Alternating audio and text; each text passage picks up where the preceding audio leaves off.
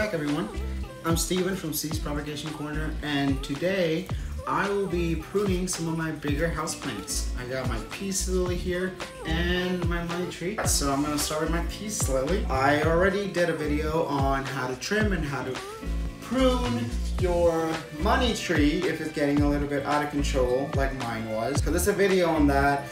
You should find it down on the link if you're interested in how to prune your money tree. So today I'm going to be working on my peace lily. I'm going to be trimming it back. All the broken leaves, the yellowing leaves, the older leaves that are kind of aging.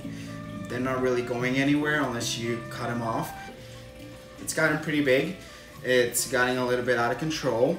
Some of the leaves, like you'll see here, like that. You see that? Can you see that? It's kind of broken, so stick around. If you haven't subscribed, please subscribe, leave a comment, like this video, do all that good stuff. You know what to do. Thanks for joining me. Let's get started.